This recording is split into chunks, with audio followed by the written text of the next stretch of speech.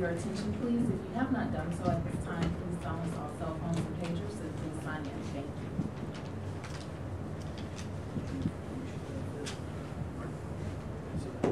All right, good morning. This meeting of the Louisiana Tax Commission is hereby called to order. This meeting is being held at the offices of the Louisiana Tax Commission at 1051 North 3rd Street, Suite 200, Baton Rouge, Louisiana. The date is Wednesday, October 18, 2017, and the time is 10:04 a.m. Please call the roll. Chairman Shahardy. Here. Commissioner Waxback. Here. Commissioner West. Here. Commissioner Burcher. Here. Commissioner Wood. Here. 5 present and a quorum. Thank you. There being no old business to take up at this time, we'll move to the next item on the agenda, which is consideration of the approval of the 2017 tax rolls for the following parishes: Avoyelles, Bossier, Cameron, Livingston, Rapides, Red River, St. James, and St. Landry. Tanisha Malvo on behalf of the Louisiana Tax Commission. As you have stated, Chairman, the following parishes of Avoyelles, Bossier, Cameron, Livingston, Rapides, Red River, St. James, and St. Landry have all submitted their electronic tax rolls, and our staff has reviewed those rolls to check for errors. They have all filed the TC-33 or abstract. They have filed their millage total reports. They have filed their public service recaps. We have all those reports have balance. Those numbers have balance. Each parish has filed the quietus, and they have filed their letters from the legislative auditor, and we have signed affidavits from each assessor. And lastly, we also have the request for extensions. Staff recommends approval of these 2017 tax rolls. Very well. Have any questions? If not, I'll entertain a motion for approval.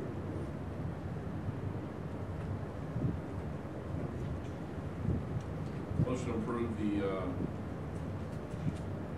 Falls, Bossier, Cameron, Livingston, Rapides, Red River, St. James, and St. Landry 2017 tax rolls as stated. Second. Commissioner Burcher. Yes. Commissioner Waxback. Yes. Commissioner Wood. Yes. Commissioner West. Yes. And Chairman Shahardy. Yes. Next item on the agenda is the approval of decisions in the following appeals. First is the appeal of North Fork Point LLC versus St. Tammany Parish Board of Review, docket number 16-22103-01. In this matter, I would move that the commission adopt a land value of $1,568,160, improvement value $8,729,240, for a total fair market value of $10,297,400. Second.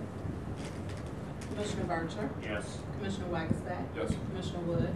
Yes. Commissioner West. Yes. And Chairman Shahardy. Yes. The appeal of Aaron Covington LP versus the St. Tammany Parish Board of Review, docket number 16-22103-002. I move that for this appeal, we adopt a land value, fair market value of $1,621,740. Improvement fair market value $1,518,260, for a total fair market value of $3,140,000. Second. Commissioner Burcher. Yes. Commissioner Waxback. Yes. Commissioner Wood. Yes. Commissioner West. Yes. And Chairman Shahardy. Yes. Item C, the appeal of North Shore Slidell 1 LLP versus the St. Tammany Parish Board of Review, docket number 16-22103-003. I move that we adopt the land fair market value of $390,470, an improvement fair market value of $3,181,530, for a total fair market value of $3,572,000. Second. Commissioner Burcher. Yes. Commissioner Waxback. Yes. Commissioner Wood. Yes. Commissioner West. Yes. And Chairman Shahardy. Yes. The appeal of New Covington Apartments LP versus the St. Tammany Parish Board of Review, docket number 16-22103 2017-011. I move that we adopt a land fair market value of $792,790, an improvement fair market value of $2,587,210, and a total fair market value of $3,380,000. Second. Commissioner Archer? Yes. Commissioner Waxback? Yes. Commissioner Wood? Yes. Commissioner West? Yes. And Chairman Shabari? Yes. Next item on the agenda will be consideration of change orders.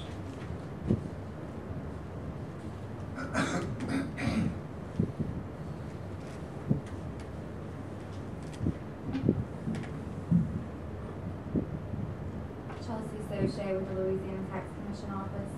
We have a total of 381 change orders for today's meeting. Staff has reviewed and recommends that the commission approve 374 and place 7 under pending status per appraisal department review. I would move that we accept the staff recommendations, that we approve 374 change orders and place 7 on pending status. Second.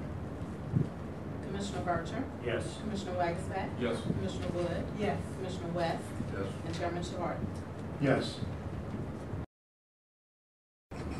We'll now move on to the appeals for today's hearing. I'm going to ask anybody who plans on testifying at the table this morning to please come forward to be sworn in as a witness. Please raise your right hand, repeat after me. Please indicate yes, hopefully you'll say yes.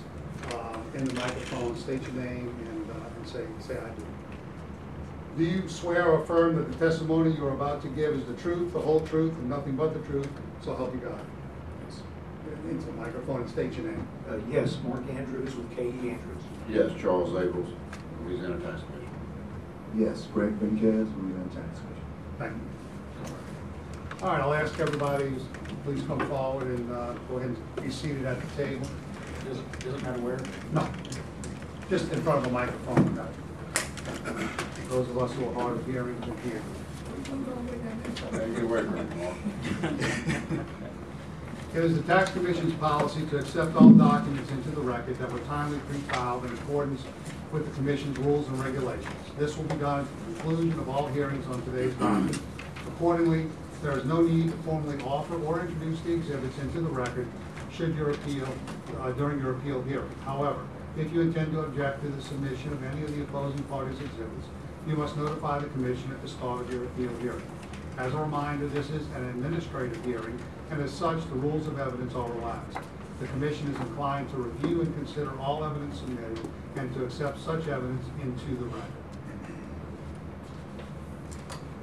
The appeal on today's agenda is the appeal of ETC Tiger Pipeline LLC versus the Louisiana Tax Commission, docket number PS-2017-001.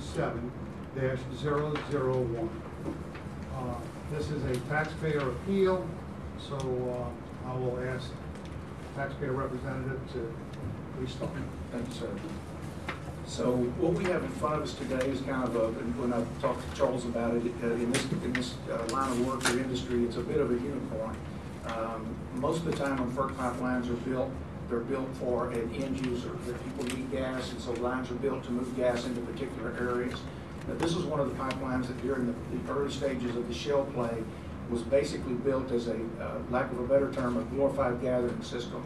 It's roughly 190-something miles of pipe, and it was built not because that there was an end user need, but because the producers needed an expressway, if you will, to get natural gas out of the Haynesville area. There just was not infrastructure in play. So the sole purpose of this was the shippers were going to be the producers, and there was a significant this lack of infrastructure in that particular region. It's a 42-inch diameter line, which is massive, and it has roughly $270 million worth of compression that was put on here. So when I use the word expressway, that's what this was supposed to be. The Haynesville was ramping up, as you know, and we'll cover some of these items. But the Haynesville was ramping up. Expectations were these monster wells were going to continue to be drilled. and the producers needed to sell their product, which at the time was roughly $5, $6 an MCF. So the first page that I've got here for you is just basically a map showing you in Exhibit 1, just basically showing you where the line is located, and that is the line in its entirety. So it just moves across the Haynesville Shale and is connected. You can see some small little dots, and you can see some names. Those are connections. So this pipeline was just solely built to hit those connections for those big pipelines to take natural gas up to our friends in the north. Really the story behind all of this is that the game changed, and that was the Marcellus Shale was drilled. And that play is up around New York and Pennsylvania, where historically, the South and the Gulf Coast is where all the natural gas was, and it was all moved during the winter, during the cold periods, up into the north. So all of those dots that you see along that pipeline are pipelines that are running up to the northeast regions. Now the unique thing about that is that at least half of those dots are now going through a reversal. So now they're going to start taking gas from New York and Pennsylvania and moving it back down this way because of all of the added production. I think when the Marcellus Shale was first found or drilled, that whole region was producing about 1.5 BCF of gas up in that New York, Pennsylvania area. Today they're producing about 18 billion cubic feet of gas. So they've gone from a net significant importer to a net significant exporter. So the importance to that is that from the time this line was built, all of that stuff was happening just bam, bam, bam, bam right after that. And it's a large story relative to what's going on here. I think the reversals are just basically, the reason that pipe was built was to move the gas up there. The gas never really showed up, but even if the gas does show up, that market is now turned backwards and is just not available anymore. So we talked about, and I've got a second page in here, which is basically just a real quick summary. We talked about that FERC regulated pipeline was developed for producers. That's an extremely important issue. Currently, the pipeline is utilized at 42% of its design capacity. It never did reach 50%. The majority of the contracts when this pipeline was built, the only reason that it was able to be built is the producers guaranteed 10-year contracts for 100% of the capacity of the pipeline.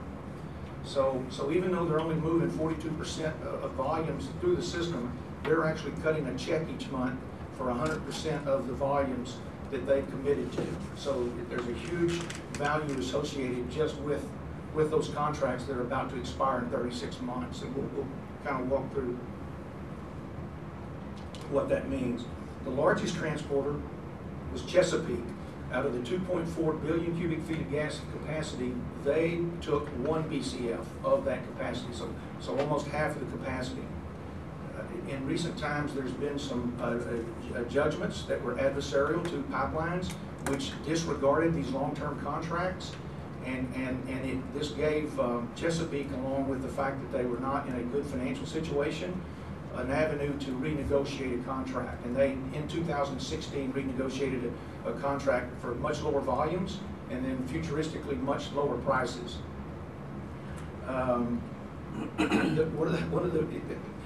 In doing an income approach to value, one of the additional curses is the fact that all this compression is sitting out there, and they've only operated, last year the compression operated at like 2.7%. So they spent $258 million to move all these volumes of gas. Because the volumes are so low, 90-something% of the compression has never been utilized. It's just not required. And that's $250 million of value that's sitting there that's not being used. The curse to that is that one would assume when you're doing an income approach and you're valuing 100% volumes that you're moving those volumes.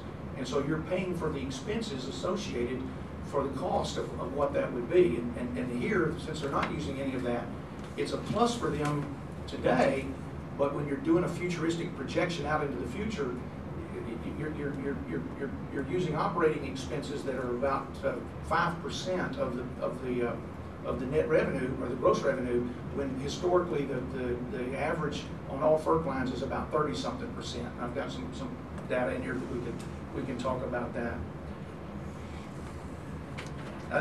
We talk a little bit about the valuation and how it's gone up, which is an additional $4 million worth of taxes that would be assessed against this property.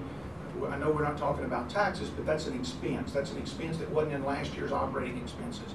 That adjustment alone, if you put it on a 10 or 11% cap rate, would drop our value 40, 50 million from where we're at, just because that's not baked into the projected net income that's currently being capitalized.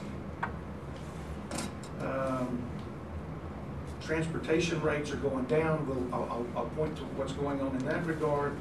And again, our contracts are coming up. The second page behind that summary, the third page behind that summary is just a breakout of what the equipment is. It shows you your main pipelines, structures, but one of the things is that compression, that $258 million worth of compression. That is very unique for a pipeline. Usually that compression is nowhere near the cost of the total pipe, and it's going to come into play as we talk about our income. The next page is just a summary page of the compressor utilization of the 4 big stations, and it's reflecting how they've been utilized over the past 12 months, 2016. So Where are all these figures coming from? well, these figures here, if you see right behind that page, it is every compressor that's on the system, and it shows the hours that they ran during the months that they ran. So I have every station and every month and where they ran, and I just put this summary page together because it's a whole lot of pages. So you prepared this, you prepared this, the company prepared this? No, this is Energy Transfer's engine hours operated ran. They use this for maintenance records. Who is Energy that? Transfer Tiger Pipeline. Okay, but you did not prepare this. That's absolutely correct. I prepared the summary page on top. And what I'm trying to get to is the source for all this information that is coming. Is anybody here from the companies that can testify to the accurate, to these numbers? Well, the most of the numbers that I'm going to be supplying are taken off of publicly available data, the FERC report, which the Louisiana Tax Commission has, or anyone has at their discretion. But no, sir. I mean, I'm just testifying. So these numbers are all on the FERC report? The compressors are listed on the FERC report, but these hours, this is a different document. This right here. Their maintenance. And the company prepared this? They do. We receive this, our firm receives this for every compressor that Energy Transfer owns, which is thousands and thousands of compressors. But there's no one here from the company to testify on this? That's correct, sir.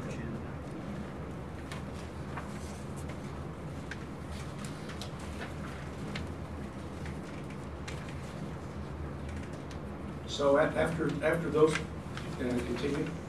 Yeah, please go ahead. So after those pages, we have the assessment pages that show the value, and historically what it's been is somewhere around, the total system value has historically been about 157 million.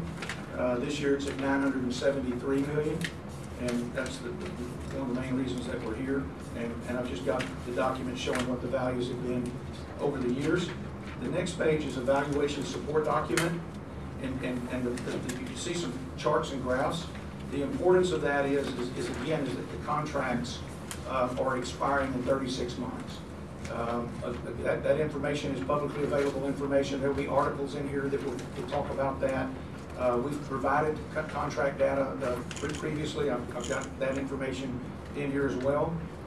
But the main issue here is that all of that income that's being produced relative to the space that's not being used is going to go away, and the rates are going to come down, and I'll show you the support for that as we move forward.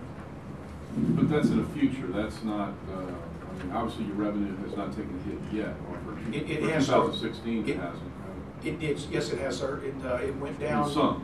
$15 million, and then there were contractual obligations of Chesapeake in 2016 were changed. Our valuation date's based on 1/1/16, is that correct? Yes, yes. 1/1/17?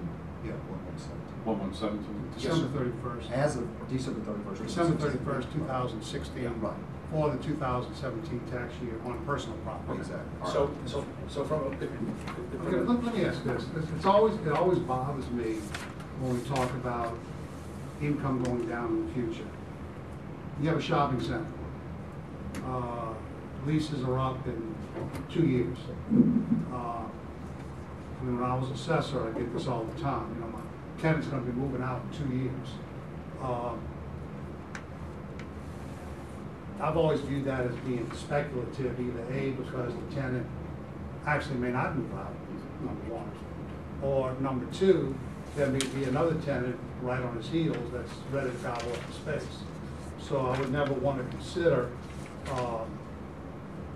the possibility of revenue loss 2-3 years down the road for those reasons. How do we know as a commission that price of gas doesn't skyrocket and all of a sudden we give this discount, this extra obsolescence to this company, and we're sitting there with egg on our face because the prices are going up? Absolutely. Well, I can answer this in several different ways. Obviously, in regards to a shopping center or something of that nature, in the fair market value situation, you'd look at what the vacancy levels are, and if they're really, really, really high, you know, that would be an indication that somebody's going to step in pretty fast. And I think that's the whole crux of what we're doing here, is that the vacancy is so large. Things happened in 2016 where contracts were renegotiated down from 31 cents to 10 cents. Now, those are contracts that are in the future, but that's the whole concept of the income approach. What does a willing buyer and a willing seller with knowledge, what would they take into consideration? And my hope is by the time I'm through here that I've provided compelling and overwhelming evidence to support that. We represent a lot of pipelines across the United States. We represent a lot of pipelines in the state of Louisiana. And so natural gas is going down, but that is speculative to a degree. Something could change, and so we understand and know that.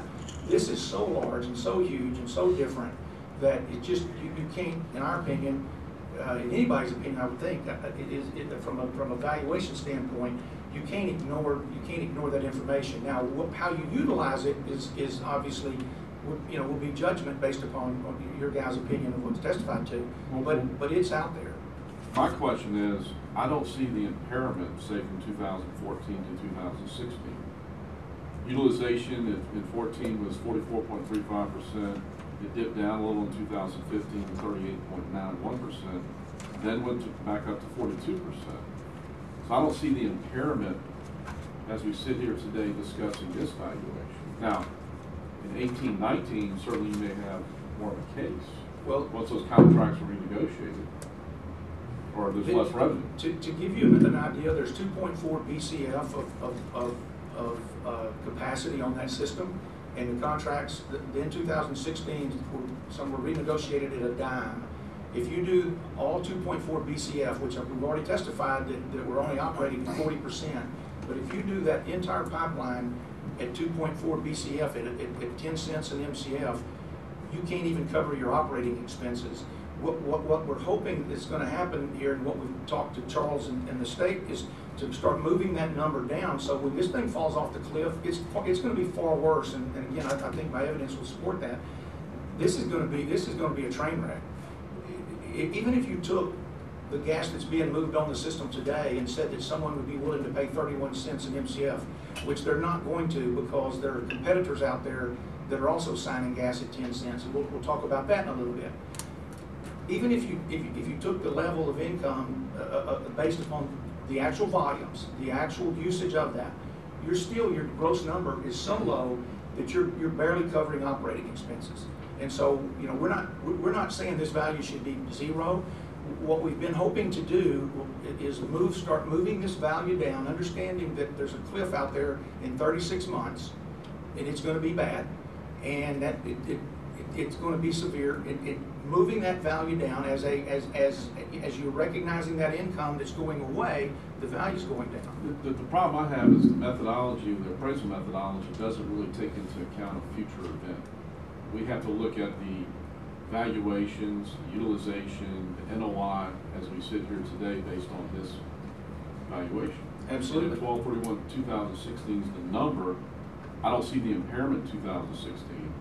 And it doesn't really, I mean, you took about a 9% gross revenue hit in 2017, and that was off about, it was down about 12%. If you look, roll forward to 2017, it's down, but it's not a significant impairment. Okay. Well, the word impairment is. Now, it may be off the chart, 18, 19, no doubt. Well, that's where, you know. But I think from an impairment or accounting standpoint, I get that, but from a valuation standpoint, so what the state is doing right now with their income approach. Well, you're basing evaluation on what you sell for today. Right. We're going back to 12/31/16. Well, no, I'm talking about January 1st, 17 or 12/31. If I'm saying today, I'm just speaking, the lien date and what we're doing is everything that we knew what was happening. All of this compressor data was 2016 calendar year. The contracts were renegotiated. We already know. When were the contracts renegotiated? In 2016. I think, Mike, what he's saying is because of the renegotiation of the contracts, because of the compressor station being so overbuilt, that the fair market value of the system that it exists is a lot lower because of the anticipated future cliff that's out there. Right, and the state uses, I mean, what we're doing with an income approach is we are projecting. Obviously, we have history to look at, but in fact, the word that's used on the state's income approach is projected income. And so what we're saying is a willing buyer and a willing seller, somebody buying this, right now, the state is saying for the rest of this pipeline's life, into perpetuity, it will net $115 million to get to their value. That's the income stream they're using, and they're putting it on a cap rate that takes it out into perpetuity from a valuation stand on an income approach. And we know that that's not correct. We already know contractually that 17 is going to be down another 15 million, and we know contractually 18 is going to be down another 15 million, simply based upon the contracts that were signed by Chesapeake in 2016. And you mentioned Charles, so the LTC staff is aware of this, and there's been some dialogue. And is this more of a planning event? More of a what, sir? We're planning for the event. We're planning for the cliff, because I can see Mike's point of view also, and you also mentioned the reversal. And hopefully, I think that's probably gas moving from the north to the south, maybe to Lake Charles, maybe to the liquefied natural gas facility exporting. So there should be some revenue that can be generated in the future. Is that being taken into account? Well, actually, and I'd like to know how that works. Okay. Because this is a gathering line that's been built to gather, to move up north. Okay, and you got a reversal, and so it's then going to gather from the same hubs that are leaving. How is it going to flow both ways? It's completely reversed. It will not go back. It will not go. So it's not going to be a two-way street. It's one-way street the opposite way. They're converting gas lines now that were running north. They're converting those to oil lines running south. I mean, the universe has changed dramatically, and so they're gathering the gas there. They're putting them in the pipelines. They will bypass us and to go to. Because we're running east and west, so we can't even get in the deal, and the issue there, and I've got documents in here. Haynesville's very expensive to drill. It's very expensive to drill relative to the Marcellus Shale. So you say, okay, natural gas prices go up. Well, what that's going to mean is Marcellus is the cheapest and most prolific reservoir going. They can be drilling that thing at 10 times what they are now. That's where the money's going to flow. It's going to flow away from Haynesville. It has already flowed away from Haynesville. There's a Fayetteville gas play up in Arkansas. It's got the same kind of a situation. It's what you call dry gas. There's no NGLs, no liquids. It's not as valuable, but it's extremely expensive to drill. And the initial production on this Haynesville wells, they did not produce the volumes that were expected when everything was planned out as well. So there's a problem with the geology, there's a problem with the cost of drilling the wells, and there's a problem with the price that you receive for the wells. So, and again, we're not here saying, which you look at our income approach and what we're projecting, we're saying it's still worth $740 million. We're trying to work it down. But I'm telling you, in 2021, you're going to see a pipeline that's not going to be worth much. And I mean not much from an economic standpoint. It's running east and west, so it really can't hook to anything, and it's not going to be making any money. And this is, there is so much capacity in the Haynesville right now from other pipelines that were built as well. The bigger pipelines are going, that not only is our pipeline running at 42%, but everybody else's is running at about halfway. So these producers will have other shippers that they can go to reduce these rates. We're already seeing that. You know, if you're not moving gas and you get it for a dime, take it from your competitor at 30 cents, you're going to do that. So this is so different than gas prices may go down, that kind of stuff. This is definitive and you know, I have faith in your economic forecast, don't get me wrong. I understand, Yes, sir. I understand enough about it to understand the Haynesville issue and the price of gas and a major supply that we have heading this way.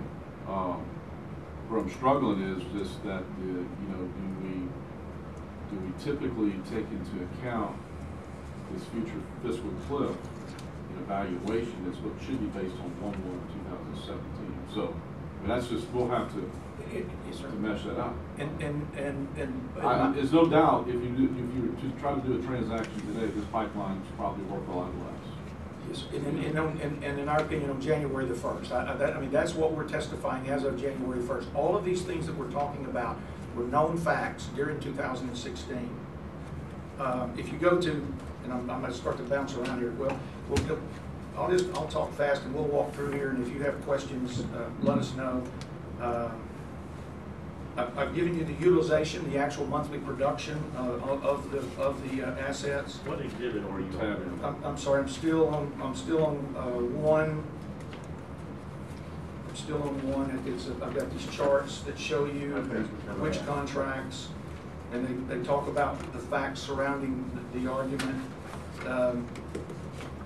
The second page to that is operating and maintenance expenses. I won't get into that too much, but it just shows you the difference between market rates for expenses and what it's actually costing this pipeline that's not running at design to operate at.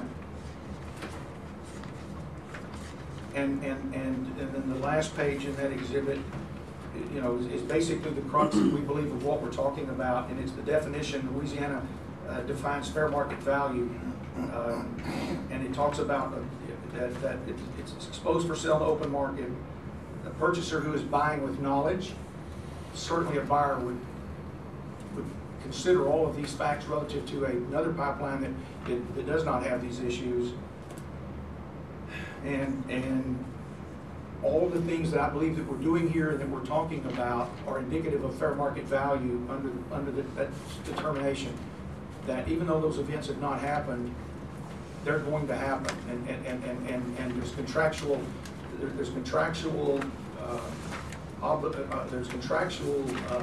occurrences in 2006 that support what we're saying.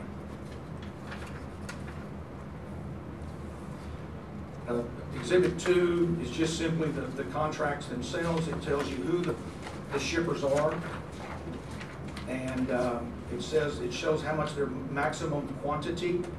The very first one there is Chesapeake, and you can see that about 10 columns over, it says maximum daily quantity, and it says 600 million cubic feet of gas. Their original contract was 1 BCF, so they were able to renegotiate away 40% of their income obligation. That's why we're seeing the income drop in 16 that you saw. You'll see it in 17, and you'll see it in 18, because that number is going to go from 6 to 5 in next year, and it's through a contract. Let me ask this, using Chesapeake, so that contract expires in December 31st of 2030, is that correct? Yes, sir, that's the new contract. Okay. And the maximum daily quantity of gas going through is 600 million? That's correct. Um, Well, they're not moving that much gas, but that's what they're paying. They're paying for that? Yes, sir, yes, sir. In your calculations of fair market value, is that what you're using currently to value the pipeline? What we're using currently is the projected income from the occurrences relative to the contract change that occurred in 16. But what I'm saying is. So, yes, sir. You're Yes, not sir. basing it on the speculation that the price of natural gas may drop by No, no. 2/3. No. You're using actual Oh, contracted absolutely. income. Oh, absolutely. Even if the price of natural gas were to drop to half of what these folks are paying. Yeah. You're valuing it right now based upon what these contracts say they have to live up to. Absolutely, yeah. So it's- And the difference is when It's that. the same thing as you renting 10,000 square feet and your contract is $25 a square foot, and you find out 2 years into the deal that other people are getting the same thing for $15, you're valuing at the $25 a square foot price. Yeah, see, because they're still paying right now, they're still paying 31.5 cents. But what they did, they just reduced the size of what they're leasing. When that contract. And that contract began in 2011, It did. the new contract you're talking about. No, the new contract just occurred in 2016. This is the renegotiated contract. So originally, the original contract was 2011, it was renegotiated 2016. Yes, sir. And so that amount was 1 million instead of 600,000. The original contract, they were paying, a million cubic feet of gas a day at 31.5 cents. Now they're paying 600. They started paying 600 in 2016. So it's the same contract, you basically amended Yes, sir. the cost. Yes, sir. The volumes, the The cost volume stayed the going same, through, right? right. Yeah, they're still getting 31.5 cents. And what portion of the volume is Chesapeake, just using them as an example, or actually using? About half, or About less than half. half, yeah, yeah. So So they're, you didn't provide a copy of the contract or the revised contract, did you? I don't think I no, saw sir, it. but there's public information in here that I've supplied that. I saw the press release information. Yes, sir. Yeah. And this is a FERC document that's on their website that they have to maintain. And everybody, you know, any type of filing like this or change is filed with FERC. You don't do anything without what they do. And that number next year will change to 500,000. Then in 2026, based on that contract, the price then drops to 31.5 cents to a dime for all of that. So they're losing $20-something million a year for several years. Then they're going to get down an additional 20 million on the growth side. Then in 2026, they're going to lose 57 million. And you start doing the math, and this thing's sunk. I mean, it is. I mean, it should have never been built, and it was. And Sounds like to me they're kicking the can down the road, just hoping that the price of gas goes back up. well, here's what they're doing. Because there's so much capacity in Haynesville, and we know this because we just saw this on another pipeline just a few weeks ago. Like someone like Chesapeake could go to their competitor and say, hey, my contract, or let's just look at Encana. And Encana could say, hey, my contract, I've got 400 million cubic feet of gas of capacity. I'm only using half of it.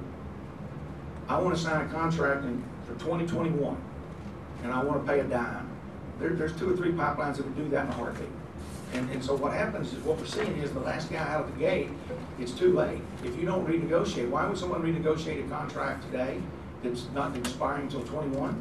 Because of that. The Energy Transfer lost 800 million cubic feet of gas at a quarter 2 weeks ago on a similar type deal. It's gone, it's gone.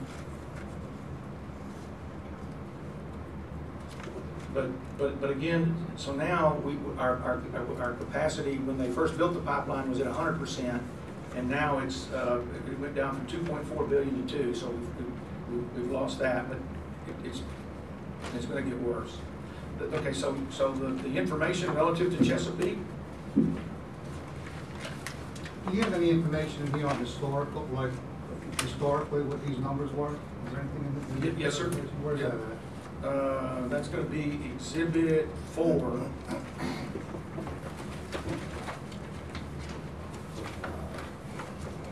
In the first page there on Exhibit 4 is the multi-year comparison. It shows you gross revenues, expenses, and NOI in the first 3 columns.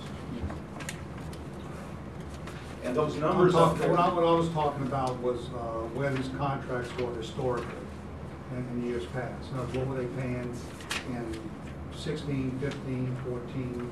They were paying the same. When they signed those, they had to sign 10-year contracts to get the pipeline built. And you know what? I don't think I have that in here, but like Chesapeake's was 31.5 cents. XTO's is, it's public data. I can get that for you. I mean, it's those numbers have not changed. We've provided that information in the past along with the volumes, but I don't have that. I don't have that at my fingertips. What got renegotiated was just the utilization of the volume, correct? Yes, sir. The price stayed the same, 31.5 cents. They just went from $1 million to 600. And there's a really neat little article here with a lot of detail in Exhibit 3 that was done by a third party, analyzing all the information and telling you that the remaining value of the contract when it was renegotiated in 2016 was $1.12 billion, and it was renegotiated down, and this is the present value, it was renegotiated down into $681 million. That was just on the remaining portion of that contract. So you can see where it even goes in and talks about the net decline of $26 million in revenue in 16, which we saw. And that was due to a 300 million a day decline to 700. Then the contract further steps down in 17 and 18, and it steps down to 600,000 and 500,000. It gives the price of the contract at $3.15, and it even shows you that the reservation rate will be reduced to 10 cents for that 500,000 in the year 2026. So again, all of these were knowns in the first quarter of 2016, 9 months prior to our lien date, assessment date. And you can start doing some quick math on these volume adjustments and these price adjustments, and it quickly goes into the red. And again, that's not what we're asking for today. We're just asking for consideration to start moving it down based on what's happened, and as it happens, that it continues to move down.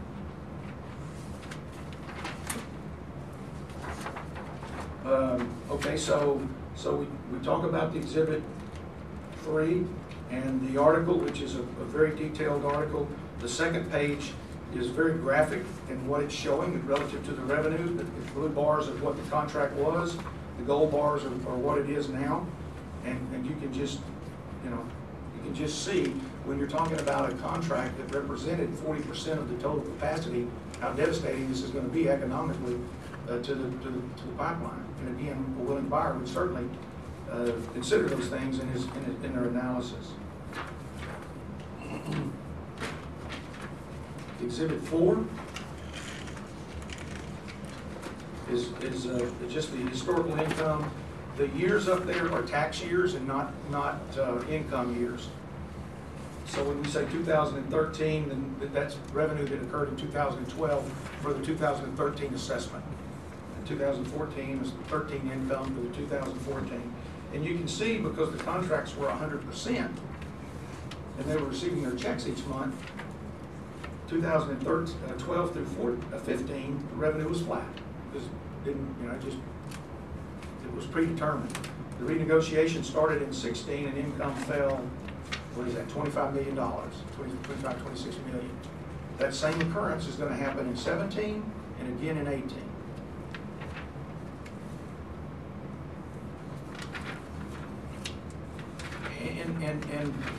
And what's even another stick in the eye for these guys, nobody's drilling wells. These wells decline fast. These volumes are dropping. So it's doing nothing but getting worse each year. The next page, under Exhibit 4, behind the summary, is just showing quarter-to-quarter income, showing that what 2016 quarter 2 and 2017 quarter 2. The reason I put that in there is I know that we're not supposed to look at income after January 1st, but it goes to some of your questions of how do we know these things are happening or going to happen. This is a FERC document. You can get it on the internet. It's audited financials, and you're seeing in the first half of 17, income was down $15 million. So what we knew was going to happen is happening. The next page is behind that, still in Exhibit 4. We talked about this a little bit, and it's kind of the double hit. If you look at what we did is we analyzed, we recognized that the expenses associated with that type of revenue stream. If you look at my first page that I just went back from, you had $116 million worth of revenue, and your operating expenses were only $4.9 million. That's a massive margin, right? Well, the reason is because they're not operating the equipment. They don't have the people. They're not having to maintain stuff because it's being utilized at such a low rate. And so what we did is we analyzed every FERC company out there to just get an idea of what average expenses are, and it comes out to about 41% of gross revenue, and ours is about 4%. So what's happening is we're getting beat up on the income approach. It's not market, and the contracts are what's driving that. So if we're going to value those contracts, then some kind of a market adjustment would have to be made, and it all just starts tying right back to one another.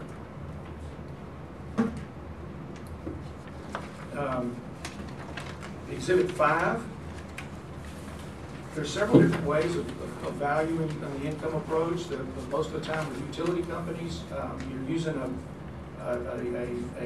stabilized income, a direct cap rate, because when you think about utilities, you think about stabilized income, and therein is the problem here is that futuristically there's no stabilized income. So any income stream that we're capping from history, we automatically know is going to overvalue the property based on what we know today.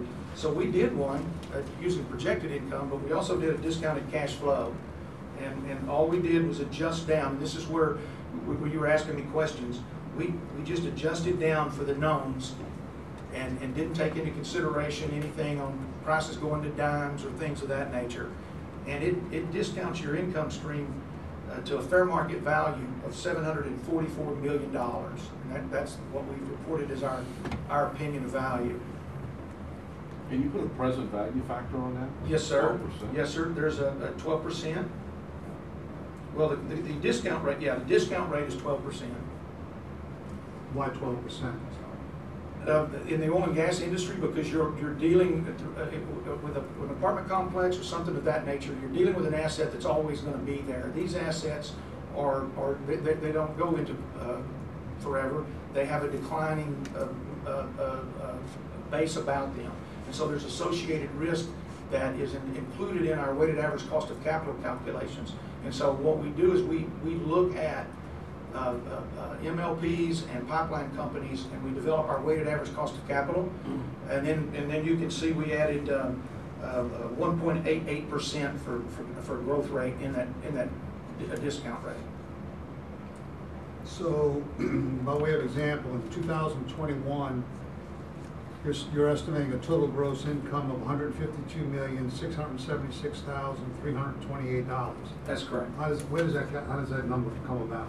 It comes about from the loss that's coming away from the contracts that have expired. Okay, so Are you replacing that with other contracts, or are you just saying there's not going to be a contract? no, we say no. The contract's going to go out to 2030. We just reduced the volume size. Based on? The income stream that you saw dropping in 16, it's going to drop in 17, and going to drop in 18, because they go from $1 billion to $700 million to 600 to 500, and 500 goes out to 2030, 2036. Or utilizations. Yeah, we're not taking in this analysis. We're not taking anything to a dime. We're not changing. We're just running it like it was, and you'll note we reduced operating expenses in line significantly. So really what you're seeing is you're seeing the net operating income go from what was 130 to 115 to this year's 100, and it goes down to 70. And it's just mirroring that contract. And I can walk through the math. This is not an aggressive analysis. There's if they replaced all of the volumes on that system at current prices of 31.5 cents, you're still only getting a gross income of $100 million. That's gross income before expenses. It's far worse than what I'm reflecting here, because we're not trying to take into any of that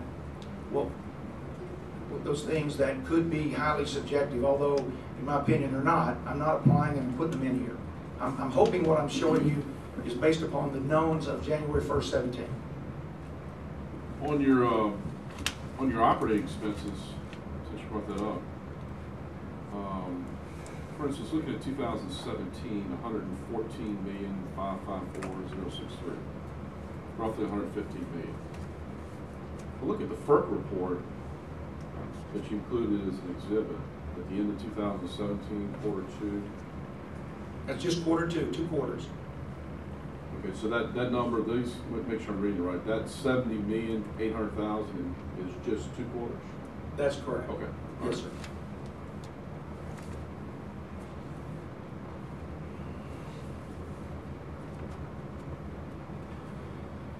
The 139 is an actual 16.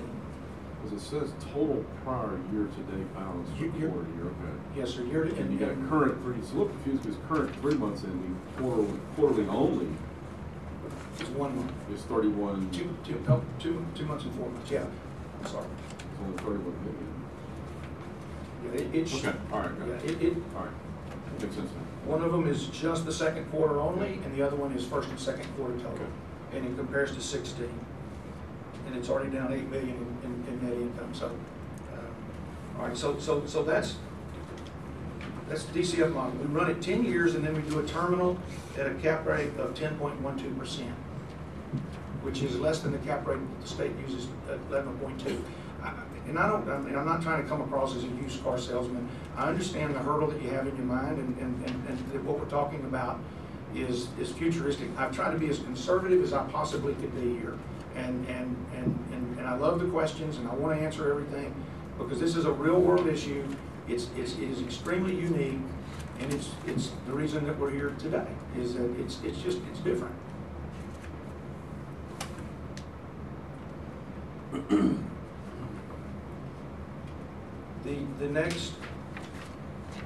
The next page, we've just done, we did a direct cap.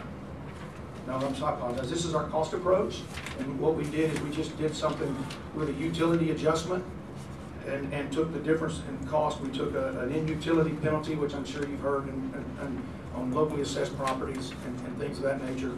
It's a very well utilized methodology, and all we're doing is saying that an investor would not pay you for that underutilized capacity full price, all things being known.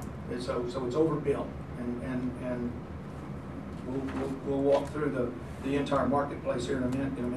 And so we just took a 42% utilization of the pipe, which is actual, and calculated obsolescence against the net book value, which net book value in the FERC world, regulated world, is part of the rate base.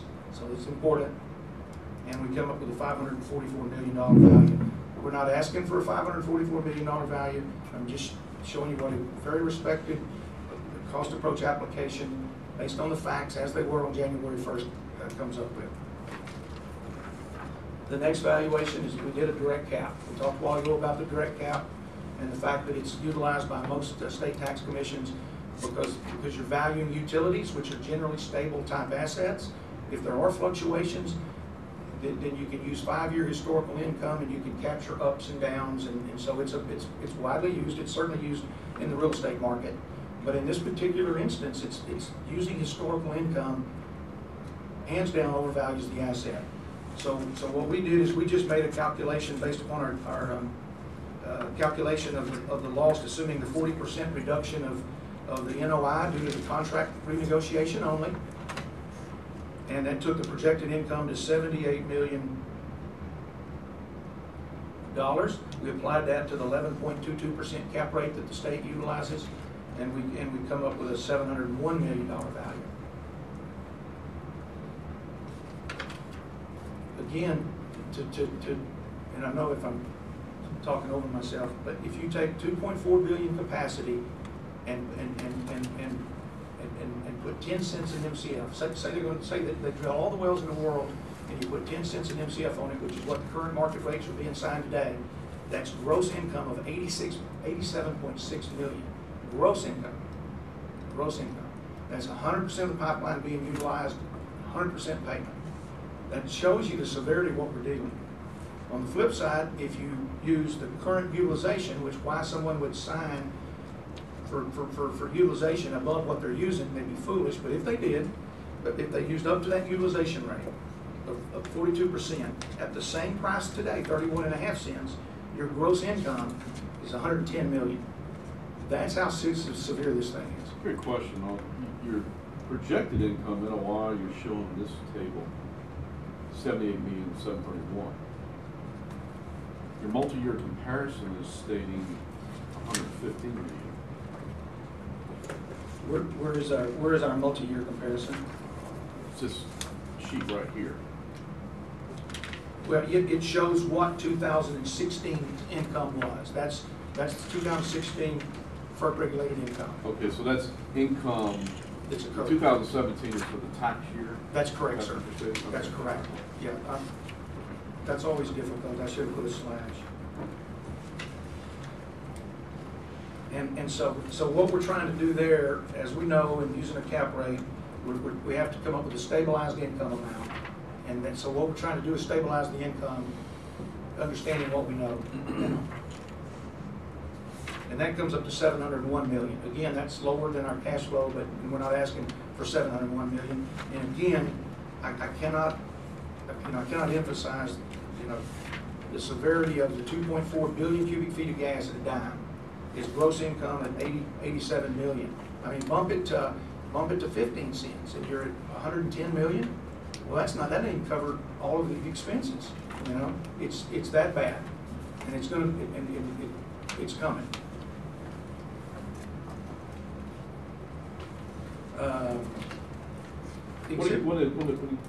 Just a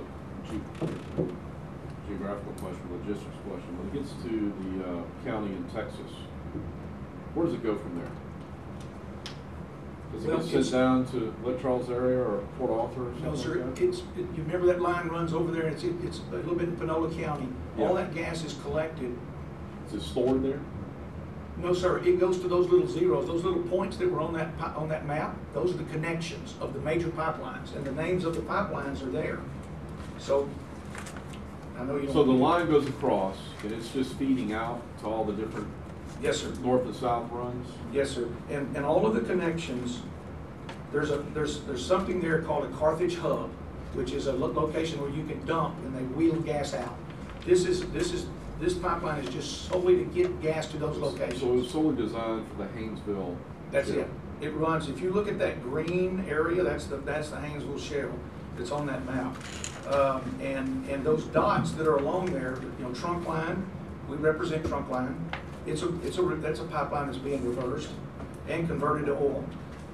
Texas Gas Transmission is talked about doing some reversals. Tennessee Gas is doing some reversals. So, and then you got Texas Eastern, A&R, and those are some major pipelines that go to the northeast. They've been there since the 40s and 50s. I mean, that's our original infrastructure where we took gas to our friends in the north when they got cold.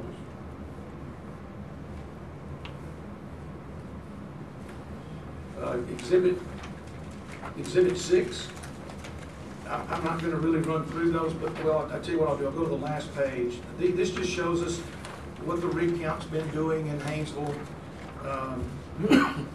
What the rig count, the gas in the U.S. total has been doing, even with the areas that are positive like Marcellus. It's just we have a massive overabundance of natural gas. Shows you some gas production, historical Louisiana gas production, and what's been happening in the state since 2011 and 12. Remember, this line was put in service in 9-10-10.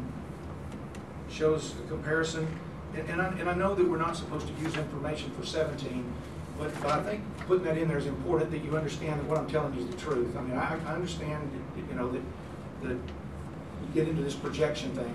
This is what I do for a living. I hear that, I understand that, and I know that. And so what I'm just trying to do is give you as much information as possible that is public data that supports what we're testifying to. Of course, drilling rigs permits are down. Most drilling is oil right now. The next page is the state of the union for the market. Okay, so this is our vacancy factors for the market, whether you're in that particular area. And you can see ETC Tiger Pipeline, our total capacity, 2.4 times 365 is 878 million. So that's our capacity. Acadian Gas has, just in the Haynesville, just in that little area in our neighborhood, has 658 million. Gulf South 622, Enable 684, and Regency 402, for a total of 3.2, which equates to a daily rate of 8.9 billion cubic feet of gas a day.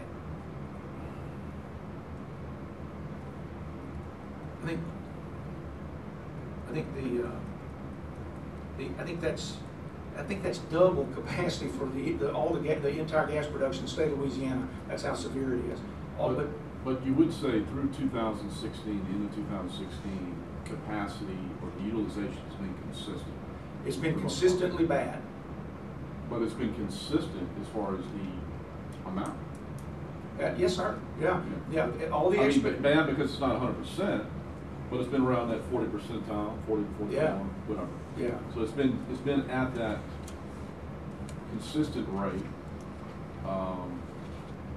And of course, we've been paying the taxes, I guess, based on that utilization, or the assessment's been drawn based on that NOI.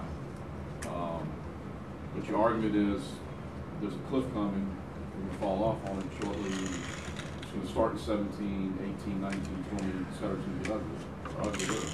It started in 16, yes, sir. And you can see how difficult my story is, even with that contract occurred in 16. You know, starting that story before anything happens, it becomes even more difficult, even though it's a known. It's more difficult. And so last year's value was $100 million less than this year's. So we're up a lot, and the income's down. So, but my page here just says that it's not just our pipeline; it's everybody's, and there's available market out there and competition that are going to be trying to pick that gas up when those contracts expire. Exhibit 7 is quite a few articles. I'll flip through them because I think it addresses some of the concern relative to what did we know and when did we know it. This is just an article here it just talks about the shale and the dry shales and how bad they are and how the mistakes were made. There's Exhibit 7B. Before you go to 7B, quick question, utilization. This is a gathering pipeline. These other pipelines, are they gathering pipelines exactly the same? I think it's a little bit different what you have in some of these others. They are. They're bigger. They're and I call this a glorified gathering system, but it's a FERC regulated transmission line. It was forced to be, FERC. But correct. A lot of these pipelines that have this capacity, they did add-ons to their other systems. And so they're running out through the southeast and different areas. So they can actually go steal your client or make a pitch to your client because they can tap into their own system? Gulf South Pipeline, which is owned by Texas Gas, just did this 3 weeks ago in Arkansas. They stole all 800 million cubic feet of gas from the client when the contract expires. And what they did is they offered them a dime versus a quarter. And so my client keeps the income between here and 2020, but after 2020 they lose 800 million a day times 25 cents an M. They're going to lose That's a little smaller pipeline. That's about 40% of that 2 BCF pipeline. It's gonna, I did the economics on it. It crushes it.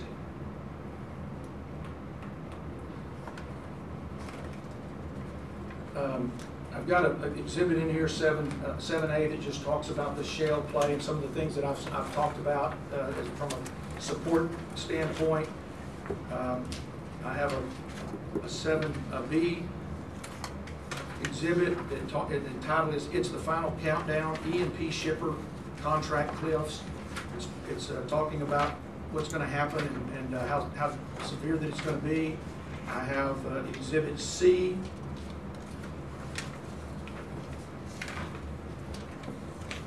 No, that was exhibit C. I apologize. Energy Transfer is owned by who? Is this an MLP owned by many investors, or is this owned by a couple? You know, it's a publicly traded entity that's owned by the MLP. So it's an MLP? Yes, sir. Well, the Tiger Pipeline is not, but it's under the umbrella of Energy Transfer.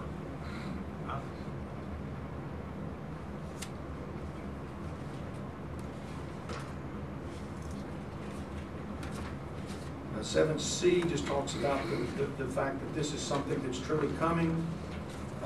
Exhibit 7D talks about a couple of judges' rulings that broke these long-term contracts and really kind of ran a shutter down through the midstream companies and the pipeline companies, that a company could file bankruptcy and then go in and have these contracts dissolved, and that was something that no one really thought would ever happen, and kind of added additional risk to the situation.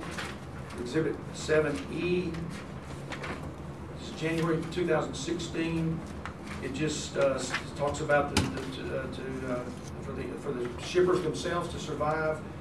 They'll either file bankruptcy or seek to renegotiate terms, at best jeopardizing even contracted MLP revenues. That's because of the lawsuit, the things that have occurred.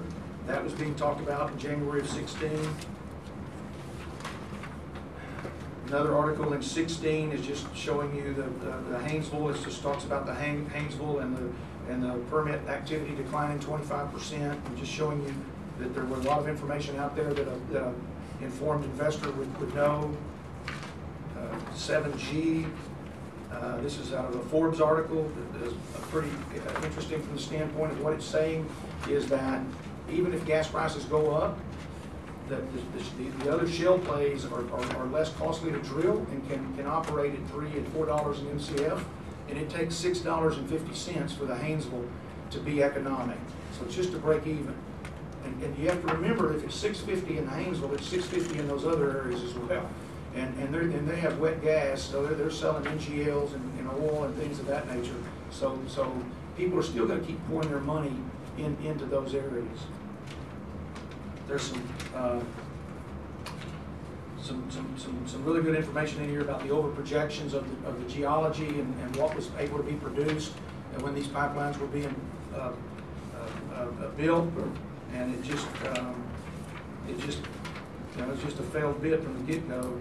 And it says at $6 price, at $6 prices, only 17% of Haynesville wells even break even, and only 3.8 million of the acres of the 115 million acres are commercial.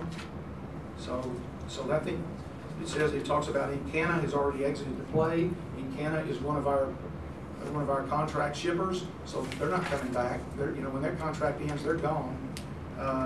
Chesapeake has been renegotiated. Exhibit 7H.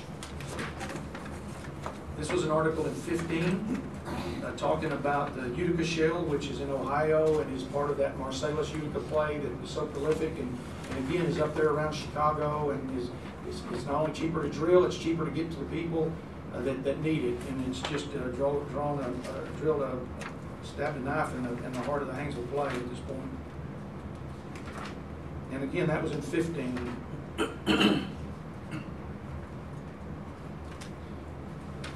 it talks about these wells are so prolific and so large that they're even economic at $2 wellhead prices because they produce such large volumes. There's another article about the Haynesville in 2013, so this stuff just didn't happen in 17. It's talking about the drilling decline and what's going on there, and that's the feedstock for our pipeline. The next article is the same thing. It's talking about the operators are leaving the Haynesville for wet gas plays, natural gas liquids. They just make the production much more valuable. You receive much more money for your product produced. Another article about the contracts and what's going on relative to demand and how there's an overbuild in the marketplace. And then, believe it or not, I'm at my last exhibit. And really the thing that I just wanted to show there is that we represent a lot of properties in Louisiana. We represent at least a third of the oil and gas properties, and maybe even closer to a half. We represent a lot of the midstream stuff. I think we have 18 state-appraised pipelines here in Louisiana. So we're not here because we're troublemakers. We're here because we believe that this is a real-world situation, and Charles is just being really mean to me.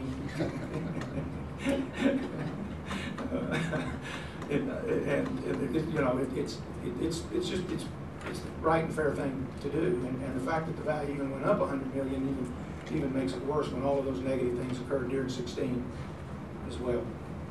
So I just want to make sure I'm fully understand. Back on tab 5 with the value calculation that you made. Total gross income for each one of those years, that's based upon contracts that are in existence today. Yes, sir.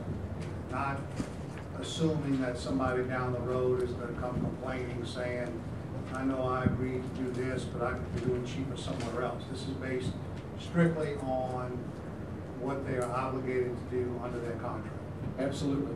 And if they want to wiggle out of their contract, that's got nothing to do with that. Yeah, I can't project that. You know, I mean, if I was appraising it for another purpose, not here, I might add risk in my calculation, but you'd have to put those volumes in there. You can't assume somebody's going bankrupt. And I don't think anybody's going to go bankrupt. I think they've weathered that storm. They've got 2 more years, 36 more months. There'll be some new renegotiations because these predators are starting to. Look, I fully understand, you know, the world goes to hell in a handbasket, you know, despite what a contract may say. From a business standpoint, somebody may have to sit down and renegotiate. What I'm just asking here is, we're not making any of those assumptions. We're saying you're obligated to pay 10 cents, 50 cents, $10. That's what's in these calculations. Yeah, I mean, you can look at all we took off was the Chesapeake contract. You know, if we went to if we were truthful and we were buying this thing in 2020, we wouldn't be projecting $149 million of gross revenue coming off that system. That's fairy tale, and you know. But I've left the subjectivity out of this as much as I possibly can, or at least you know, I mean, that's my opinion. But so you may be reading something else into it. But I'm just asking you to take into consideration what's happened off the Chesapeake contract, and I mean, I'm running $149 million out forever. You know, that's I mean, fairy tale's a good word for that. I mean, that ain't gonna happen. It's just not gonna happen. Who's the buyer for something like this? It's not you, right? No, sir, but no, because the one thing that somebody in the pipeline industry, in oil and gas, they don't want an annuity, even if this money went out. You looked at the plant, each year the net plant is declining because it's depreciating, because they're not adding anything to it. You know, a more diverse system would be adding lines and adding capital and trying to capture. But they're on that island, they're in that Haynesville Island, and they can't go anywhere. I mean, if you bought it, you buy it based on what we're talking about here. You'd base on very small volumes, you know. I mean, and it gets. I'm telling you that there's a strong possibility this thing goes negative. Strong possibility. Just simply doing the math. All right. Any more questions? All right. Thank you very much, gentlemen. Good morning, Mr. Chairman. Drew Hoffman, here representing the Public Service Division of the Louisiana Tax Commission. We have a pretty brief presentation. Before we get started, let me introduce the gentleman with me, who I think all of y'all know, but Charles Abels, the Administrator of the Tax Commission, to my right, to your left, and we have Greg Benkaz, the Director of the Public Service Division, to my left and your right. Before we get started, let me just kind of lay the foundation of their backgrounds. Mr. Benkaz, just introduce yourself to the Commission, state your position, and then give your brief background in your appraisal and unit evaluation, education, and training. Okay. Greg Benkaz, Director of Louisiana Tax Commission Public Service Division. Education. Mr. Benkes, can you pull that microphone Oh, closer? sure. Okay, I'm sorry. I listen to it on the thing sometimes. Sometimes people get too close. Well, I don't want you to get too close, but Yeah. closer. Okay. Good. All right, education, IAAO, which is the International Association of Assessing Officers. I have over 100 hours of courses completed, which I've earned the CLAA designation, which is Certified Louisiana Associate Assessor. Participate in the WASADA program, which is Western States Association of Tax Administrators. I have over 90 hours of training at Utah State University, which includes 60 hours of unitary appraisal school, which I passed. Every year, I attend the Wichita program, which is the annual workshop on appraisal for ad valorem taxation of communications, energy, and transportation properties. It's taught at Wichita State University. I have over 90 hours of workshops and special topics with that. I've also taken Tom Teagarden's class at this program, who most people know. Tom Teagarden is he's a published, he's an author of books, and he's an expert on appraisal, known probably worldwide, I guess. NCUVS, I participate in that every year, National Conference of Unit Valuation States. I've had, since I've been here, I've had over 36 hours of attendance in that, and special topics and workshops. In fact, next week I'll be attending that again. It'll be another 18 hours of training. There's also SASPA, which is the Southern Association of State Property Tax Administrators. I attend that every year. It's a conference with all the southern states, member states. And again, it's a conference of special topics and workshops. And next, just briefly, tell the Commission your specific experience as it relates to appraisal and unit valuation of public service companies. Okay, so prior to the Tax Commission, I worked for the Livingston Parish Assessor. I was a deputy assessor in Livingston Parish for 4 years. Duties included real property appraisal, audits of business personal property audits, and I was instrumental in implementing or helped implement the first ever tax exempt roll there. And in 2013, I came to work for the Tax Commission. I was hired as Director of Public Service. And I'm basically responsible for day-to-day operations of the Public Service Department. And I have 4 full-time employees. I have 1 part-time employee. And I guess during my tenure here, I've overseen over 2,700 appraisals. I've personally performed over 260 appraisals.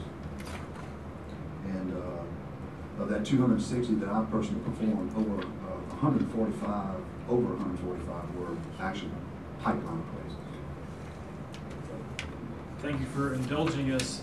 We established that background, Mr. Chairman, because I'd like to offer Mr. Benkaz an expert witness in the fields of appraisal, specifically as it relates to evaluation. Any objection? So ordered. And if you'll indulge us, we're going to go through the same exercise with Mr. Abels. I'll ask him to just briefly give you his background and experience as it relates to public service appraisal and unit evaluation as well. Charles Abels, Administrator of Louisiana Tax Commission. I have a degree in Management Finance from Southeast Louisiana University. Over 28 years of experience in the appraisal field with over 500 hours on the IAAO. courses as well as unit evaluation. I had 10 years in the assessor's office, 3 years in the private appraisal firm, and 15 years here at the tax commission. I've reviewed and appraised over thousands of public service properties over the years. Mr. Chairman, again, based on his testimony, background, and experience, we would offer Mr. Abels as an expert witness in the fields of appraisal and specifically unit evaluation. So ordered.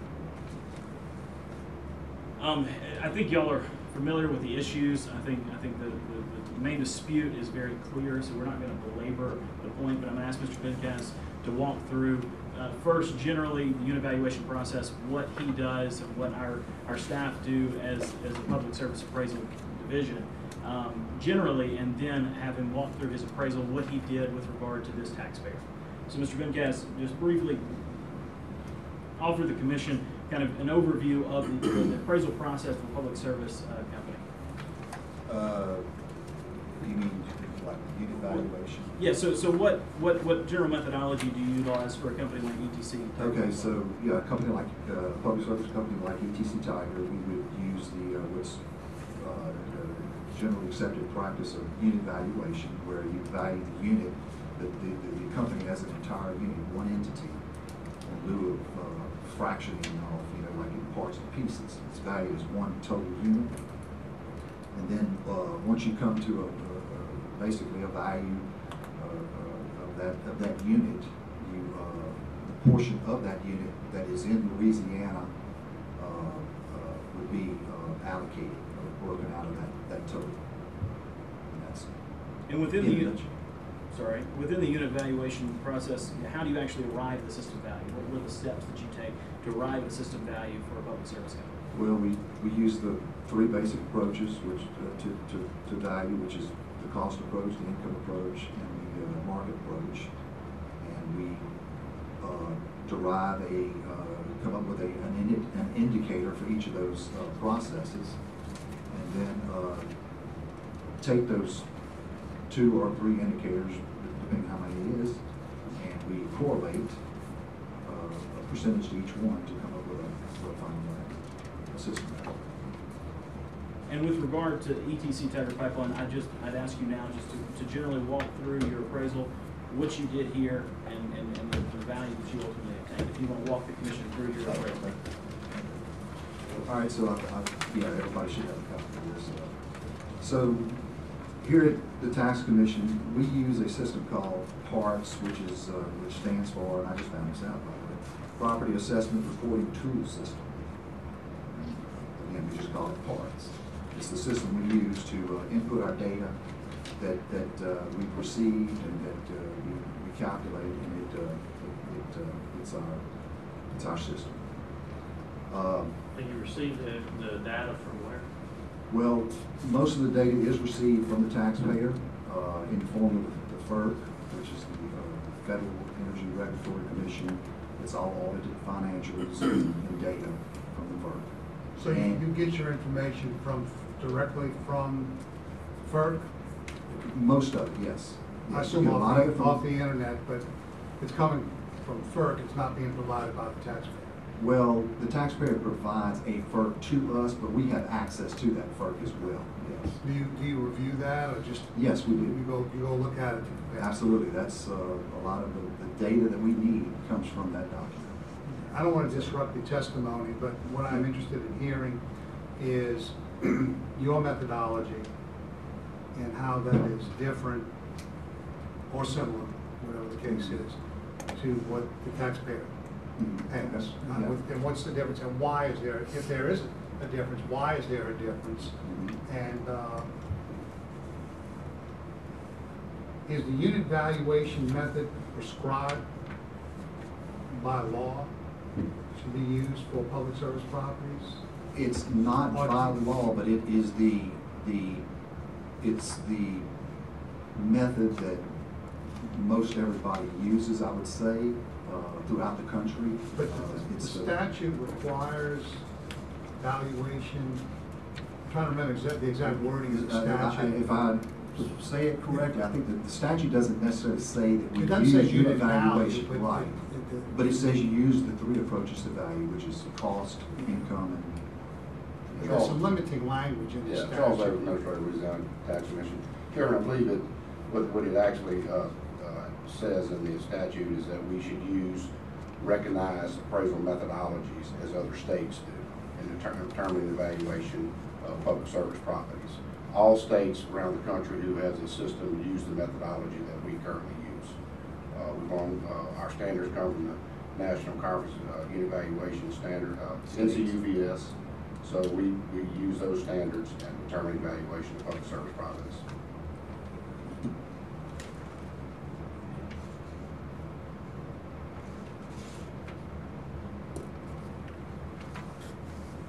Okay, go ahead. Okay, so, it would be page 2. Yeah. This is basically our input, data input page where we take info from the FERC. This information all comes from the FERC. And we plug it into our system. As you see there, the numbers there. And carrier properties, CWIP, plant materials, depreciation, and of course the NOIs is on this page. And so the next page is where the system actually does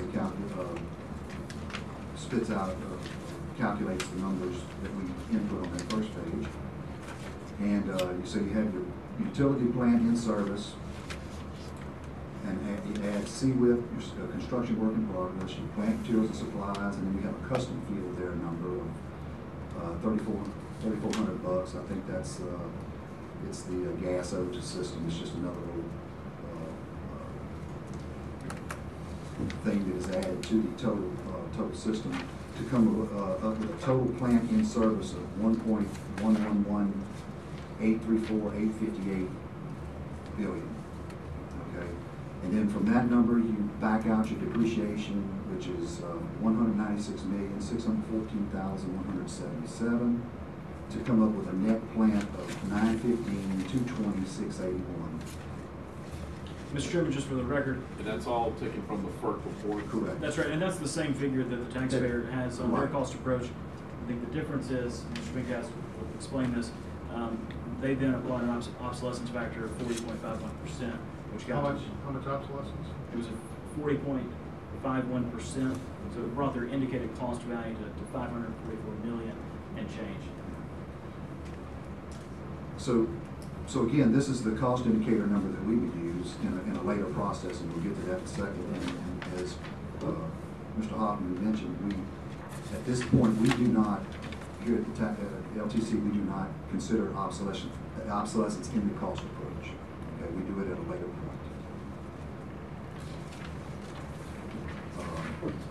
Next page is basically, it's just the cap rate page. We've given a cap rate of 11.2%. It's falling within our range of cap rates that we have. Mr. Chairman, again, I think when you compare the capitalization rate utilized by LTC and the capitalization rate used by ETC Tiger Pipeline, at least in regard to what they call a direct capitalization rate, the same cap rate. So Yeah. in the formula that we use, it appears that there is no dispute regarding the cap rate. I think yours was 11.22 or something like that, and ours was just 11.2. And that's the cap rate consistently used for these types of pipelines? Not necessarily, it depends. Every pipeline stands alone, every company stands alone, it just depends, you know. But it falls in our range, we have a range, and this is in our range of cap rates for this particular type of company, pipeline. And it's determined by age, what's the information to use to determine the cap rate? Well, our cap rate, we don't do a cap rate study here. It's very timely and costly, but what we do is we take the combined cap rates of other states and other entities, and we combine them basically on a spreadsheet, and we come up with a range for our cap rate. So that's how our cap rate is derived, our range. Okay. So, next page. So the next page is where we weight, we apply weighting to the income, to the NOI. And as you can see in the middle column, the yellow-looking column says weighting. That's we've applied 1, 2, 3, 4, 5, which would be a 5-year weighted average. That's how it's done.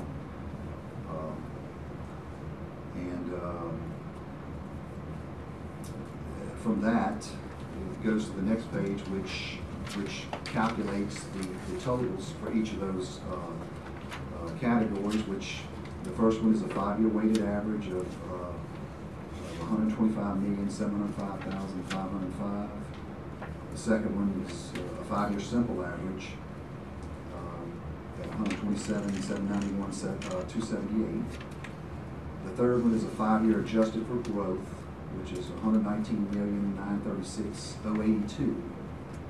And then, of course, the current year, the current year income is also in there. And that next little box below that is where we would decide at that point what income are we going to use to capitalize to come up with an income indicator.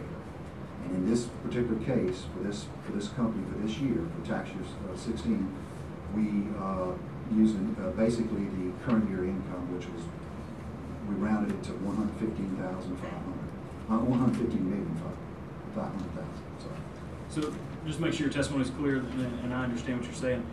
So on the first page, what you've done is pull the income data from the deferred NOIs. Yes. It's just hard numbers.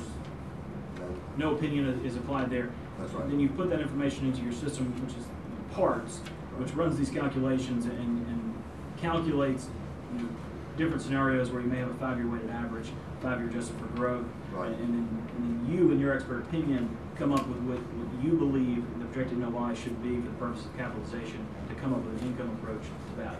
Correct. That's exactly it. And so, sorry, go ahead, Commissioner. And so you chose the lesser of all those averages? In other words, current year was less than all the above, right? So, based on information... Played on the favor of the taxpayer. Correct. Based on information provided by the taxpayer, we felt that current year income, NOI, was More close to... was a good, a fair number to use, yes. And Commissioner Marshbeck, I was actually going to ask the witness, so it wouldn't have been unreasonable to use one of those different numbers. Just in your expert opinion, you believe that using the lower projected NOI was more correct with regard to fair market value for this, under the circumstances and information provided by the taxpayer. Correct. And I would have to say, in more cases than not, we would use a 5-year weighted income, typically, in more cases than not. But in this particular case, based on information provided, we just, we felt like that the lower income of the current year was more applicable. So that projected NOI of 115.5 million, capitalized at 11.2%, gave us an income indicator of 1.031 billion. So, Have you ever typically used a future NOI in a market that you see that there's future impairment or stress?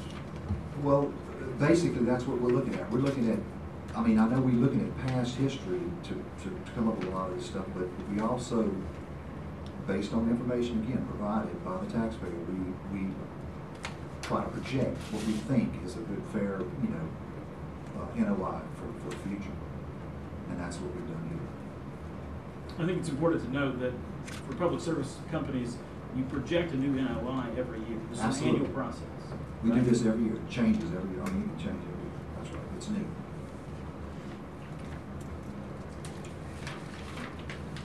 So the next page is the stock and debt indicator page. We typically don't use this as most people don't, because stock and debt is not a good indicator to value because of the volatility and lots of other obvious reasons. And you didn't use it here, right? We did not use stock and debt, which I'll get to that next.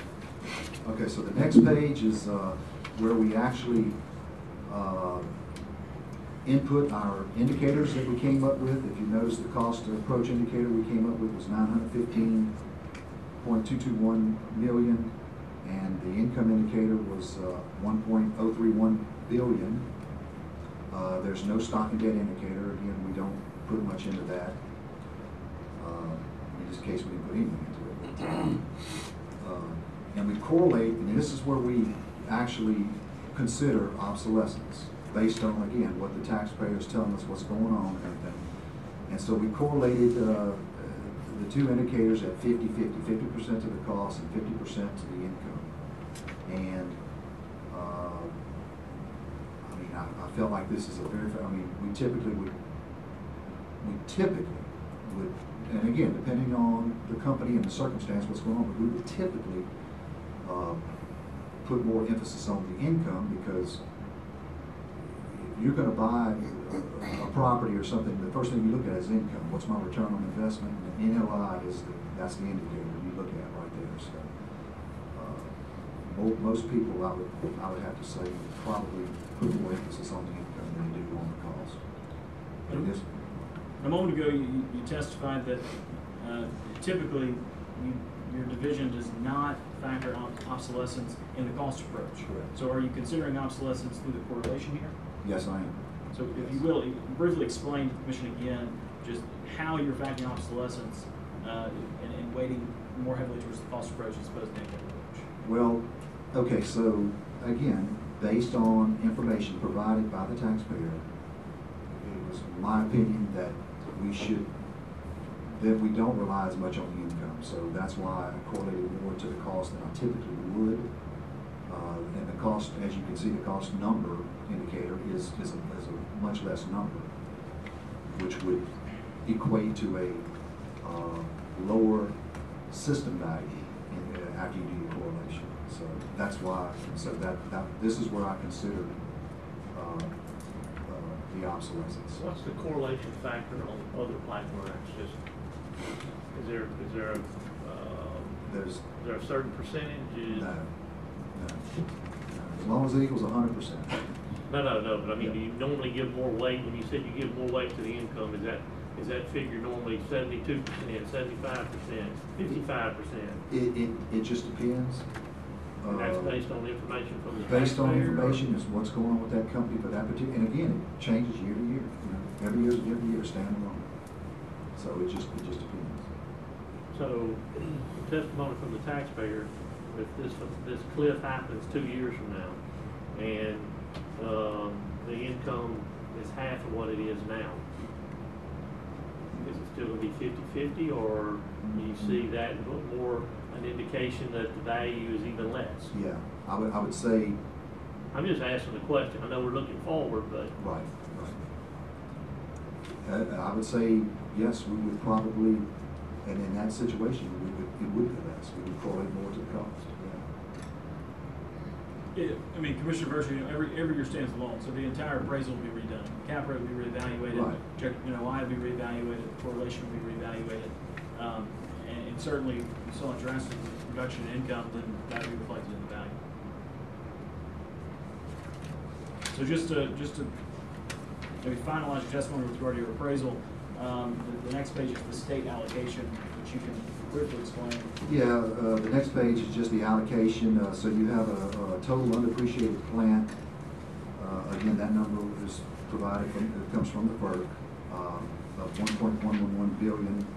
Louisiana portion of that is provided again by the taxpayer. That number is 1.004 billion, which gives you an allocation in Louisiana of 90.3367%. As the taxpayer mentioned earlier, the remaining less than 10% is in a county in Texas. I think it's Pinellas County, Texas. So that's our allocation, just part of the appraisal. And the next page is just a notes page. There's nothing there. And then the final page is our actual certification page. This brings all the numbers together and gives you a final system value. So so for this particular tax year, the total system value that we've come up with is $973 million. again, as I stated earlier, the allocation factor in Louisiana is 90% of that, 90.3367% of that, which gives you a value in Louisiana of $878,976,091 million. And at this, if in Louisiana, licensed vehicles are exempt from taxation, so at this point, I think that's what we backed out any licensed vehicles that they have, which was 195 and some change, which gave us a total Louisiana taxable value of $878,780,310. And of that value, land and other properties are assessed at different, as y'all are aware. Land is assessed, all land in Louisiana is assessed at 10%. So out of that number, the portion of that $878 million that is land is assessed at 10%, and that's a value, that gives you a value of $573,640,000. And the remainder of that $878 million is assessed, the remaining of those assets are assessed at 25%, which would give you a value of $218,260,980. And added together, that's a total assessed value, final assessed value of $218,834,620. What was the taxpayer talks about the increase? What was the biggest cause of the increase when you compare 16 to 17? Well, honestly, I tell you, we went back and looked at prior years. The taxpayer's asking for a huge drop this year. In fact, $744 million from last year was $857. We went back and we reevaluated, looked at past years, and we feel like that we were probably lower than we should have been on those years. Charles A. Administrator, Tax Commission. There is a range of value, and the range, certainly we could defend the range, the value we had last year, and Greg is correct. Looking, the valuation that the company has for this year was significantly lower. It's been significantly lower every year. We were concerned. It was a lot of money to local government, so we have a responsibility to try to determine the best fair market value we could. And just going back and looking at it, because we were able to look at it more and the information we had provided, we felt like this was probably a little, this is a little medium to high in that range of value. And we feel like this is a good valuation for this company this year. So was it a different cap rate or emphasis on the income we used? We decided to project the NOI. We lowered. Actually, we used a different NOI from the year before. It was even lower than the one we used this year. I think we used probably $100 million because of the information provided. Because they normally give us, I think you're correct, but they give us the first quarter if they have that information. And so we used some of our projections that year for that valuation, and we felt like the information that it wasn't necessarily that we shouldn't use that projected this year. So we should use closer to what we felt like it should be, the 115. So your work product covers the cost approach and the income approach. Third would be the market approach, right? Right. Do y'all typically get into that? Not typically, because there aren't a lot of sales, a lot of things to compare this to. There's just not that many out there. Typically in public service companies. And you have to be careful with those as well because of the what's in that sale. Yeah. You have goodwill, there's a lot of things in that sale that you may not know. So we typically, as Greg said, we would just use the income approach and cost approach to value these types of companies. And we do it for all companies. We have had a company ask us based on a sale that we value their company at that sale, but that's just ridiculous. So just to maybe conclude your testimony and just confirm some things, the taxpayer appears to perform discounted cash flow analysis, but for the purpose of your appraisal, you did not do a discounted cash flow, correct? Not. And just to be clear, the general methodology that you're using, or that you use to appraise ETC Tiger Pipeline is the same general methodology that you use to appraise any gas pipeline for the purpose of evaluation. Yes. So effectively, what they're asking you to do is treat them differently than every other gas pipeline that you appraise. Effectively, yes. And I like that, yes, and he's correct. The discounted cash flow methodology is speculative, and that's basically why we're here today. Very speculative, and our concern with that and that value for this year, basically why we're here to determine that, or you could hear the part of it.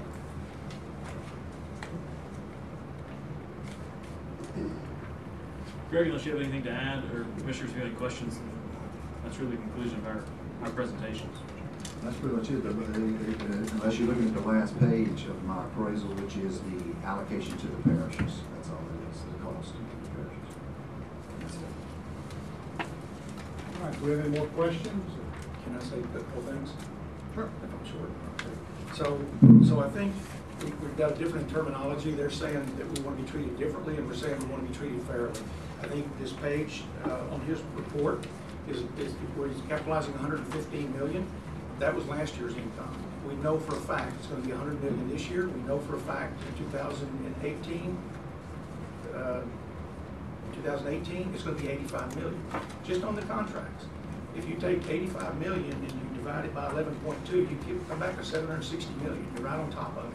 And in a direct cap rate, what you're trying to do is you're trying to get a stabilized income into perpetuity. And so that's projected NOI of 115. We're starting out of the gate 15 million too high for 17, and another 15 million. And that's not speculative. That's based on the contracts. 115 million was based on 700,000 a contract with Chesapeake. That goes to 600,000 in 17. That's why the income was down 10 million and a half a year. In 18, it's going to go down another 15 million.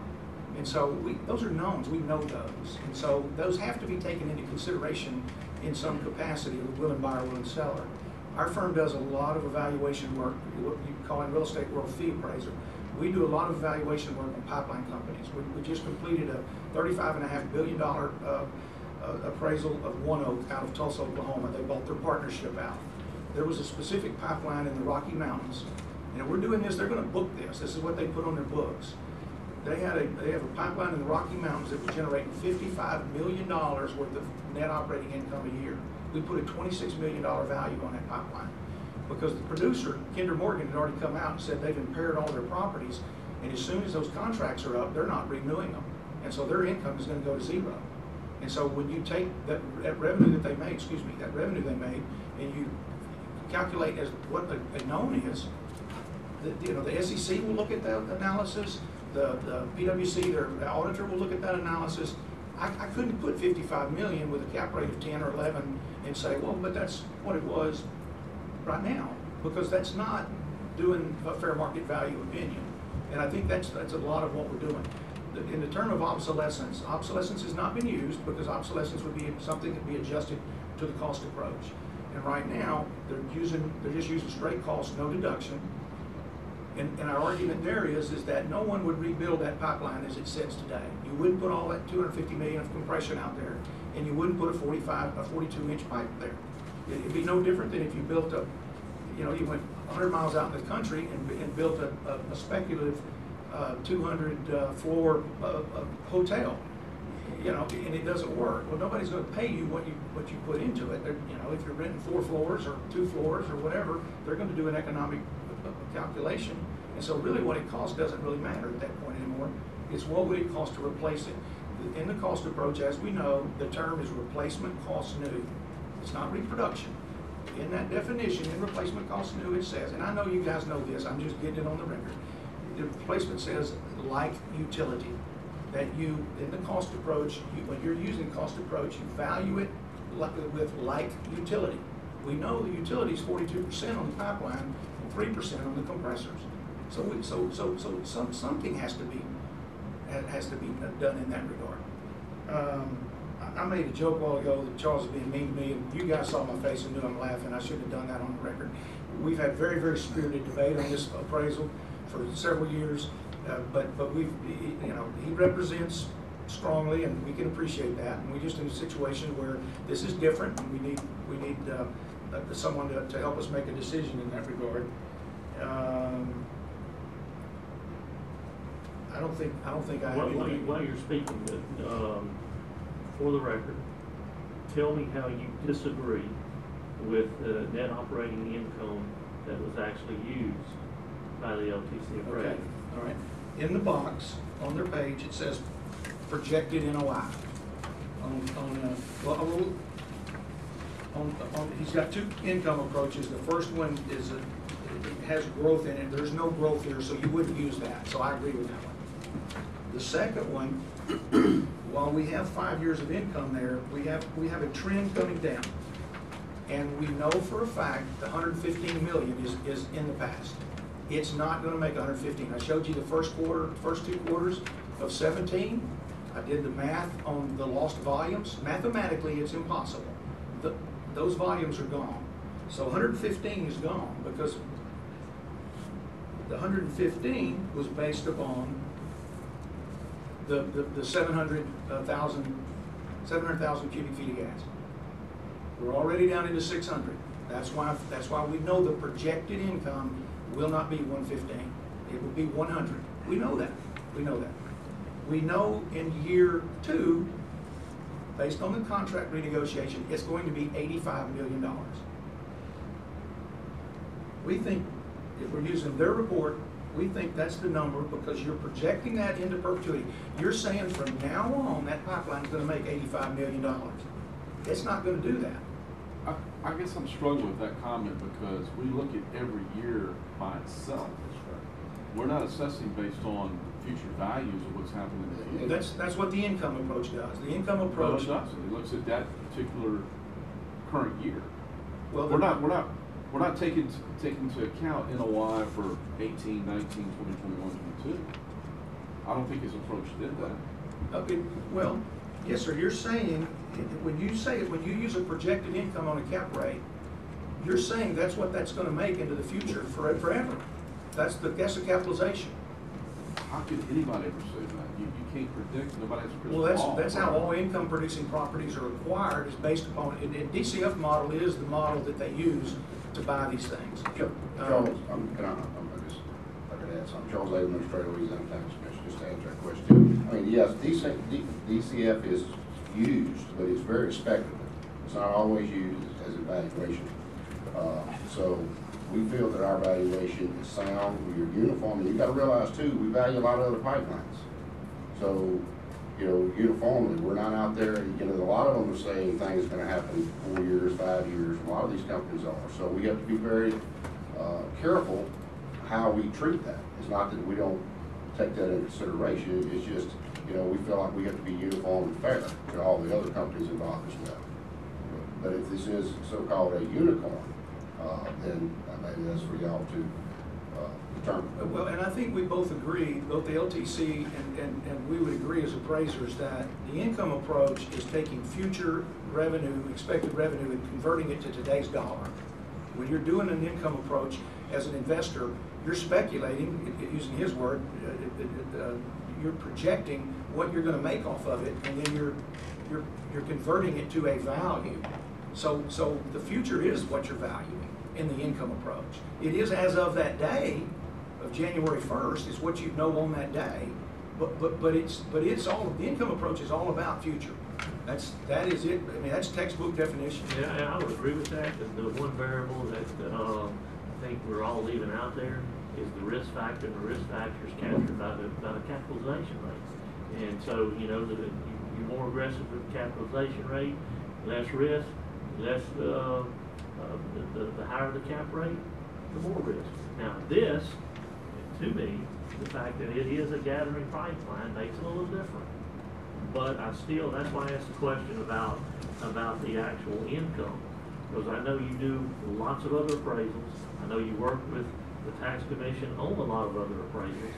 So the methodology that they're using here I really think needs to be carried forward with those others. So, why, or, because the industry is in dire straits, why aren't you arguing for all those other pipelines as well? Well, we've got 18 here, and their situation is not like this. This is, everything that I brought in front of you is a known. The contracts were renegotiated in 2016, the income dropped. And so from that point forward, what happened in the past certainly doesn't matter anymore. I'd love to be able to sell properties in a situation like that based on what happened. History's always a great indicator. In fact, we can take it and use it and look at the expected rate of returns and things of that nature. And I agree with the state. We don't use market transactions very often in a direct sales approach. We use them for multiples. We look at multiples and things of that nature. I would argue that there's been no risk built into this cap rate for this specific situation, the fact that the income is dropping. And I would submit in that particular risk scenario, it's a volume and income thing. We're really not risking anything. We're just asking the commission to use what we know. And that contract got renegotiated in 16, and these people will never make the $130 million they made in 15. They'll never make the $115 million they made last year. It's dropping off in $15 million increments based on a renegotiated contract. And so we're not asking to be treated differently. I've got 18. I mean, we have hundreds. Your cap rate you used at the 744 was 810. On a terminal. Yeah. The entire issue here, the 11.2 is firmly in the middle of cap rates. You're not arguing that. No, I mean, you can just think of it 50-50 weighting. Debt on a company like this is going to be 5 to 6%. Equity is going to probably 15%. You're going to be coming in 11%. Mm-hmm. You know, 60-40, 70-30. You're seeing a lot of these companies go heavier into equity because nobody's loaning the money right now. So the old 50-50 is not out there. It's more equity. So rates are going to start increasing. But the whole thing that we're asking today is the contract was signed in 16, and at that date everybody knew. And we're just asking to give consideration, and there's no consideration being provided. And I'm not even asking you to consider all these things that I put my hand on the Bible and testify to relative to real risk that's going to happen, because I understand, and we're not trying to play both ends against the middle. We don't have another pipeline in Louisiana like this. We have another pipeline in Mississippi that we had the same thing. We worked that one out. But these are real world issues, and that's why we have appraisers and white boxes that you can put numbers in, because we're trying to report back to the market, not do a mathematical calculation that comes up with a valuation, in my opinion. And this one requires that. This is a common sense requirement of an appraiser. If I valued this appraisal for a bank or for a company that was acquiring it, the value is going to be significantly less than 744, because I cannot show you where income is going to come to get anywhere near that. And you know, it's not going to be. It's going to be a lot worse than what I'm telling you. And we're going to be sitting here one day with a $700 million differential, and you know that's, you know, this is a very, I think it's a very way of taking into consideration the knowns, only utilizing them, bringing the value down from the 853 last year down into 744 or 750, and then understanding, I mean, we're going to have the same problem next year. That income's not going to be 115, it's going to be 100, but the projection is going to be 85, and it's going to be known. And so it just, this thing just continually gets whipped. And Charles, explain to me how it went up this year from 853. Yes. So that's really out of all this the thing that. Yeah, well, I don't when we went back, understand the most. yes, okay, correct. When we went back and looked at it and what they were asking for, we actually, last year, we used a lower income. I think we used 100 million, and I think that's where the difference is. We felt like the 100 million was not accurate. We felt like from the information they provided us for that quarter, because obviously it went to 115 million. It was 115, but they were assuming the projected NOI was going to be around 100, but it was even more than that. So looking at it this year, we felt more comfortable using the 115 million. We also, the correlation at that point in time, I think we used more toward the cost, to the income, I'm sorry, more toward the income, which we don't, normally you would do, because it's an income producing property. If you look at the indicated value of the income, it's $1 billion. So. So did you feel the taxpayer was too aggressive on that information? We felt concerned about the information that provided to us, and after Greg did the appraisal initially, I'm involved later down the line. Okay, Greg does the appraisals and his staff, he has an assistant. Well, then I'll let Andy Yeah. ask the question, Greg. Did you feel the taxpayer was too aggressive? I mean, how did the error occur? If you feel that it was an error, I think that's what Torrell said in the past, that they may have made some errors. I mean, No, I don't think there wasn't an error. I mean, this conversation just didn't happen this year. It started 3 years ago. We've been pitching this thing that Okay, this is so gonna you've happen. been pitching it, he's been listening, but this year he didn't listen. Well, Right. I think so. Well, I don't disagree about listening, I listen, but I mean, you gotta realize he's going to 744 this year. So it was very uncomfortable for me and Greg, we looked at it, we felt very uncomfortable with that valuation. But there was no, I mean, if I would have thought we were gonna be here this year, I wouldn't have took that value last year. I thought the value was too high last year, and that's neither here nor there, but he knows that. I'm not speaking out of turn. I mean, we've had very spirited conversations and negotiations on this thing. And I thought we would be going down and I thought you'd be going down from the 853. yeah. And I mean, I don't think the thing's worth anywhere near that. I mean, I don't think anybody in this room would want to buy an interest in that thing anywhere near 744. You're not gonna get a return. Do the math. Your return's gonna be, even using the big year's income, is gonna be about 3%, maybe less over the life of the asset. You wouldn't want it. well, I couldn't buy it, it was 100 million. They're funny numbers at that. Mr. Chairman, I think the difficulty that the staff appraisal is having is we're valuing these companies on an annual basis for the purposes of ad valorem taxation. And so they're relying on objective, hard numbers. And they certainly take into consideration the information submitted by the taxpayers. But in order to establish uniformity and ensure that all taxpayers are being treated equally, they've got to look at the objective information, the actual hard data. And I appreciate that the contract negotiation took place during 2016, but that wasn't reflected in their income. It will be, and when it's reflected in the income, then the value will go down. Well, I mean, based on your experience, if that income for the current year is 100 million, then that should result in a decrease from where it's at now.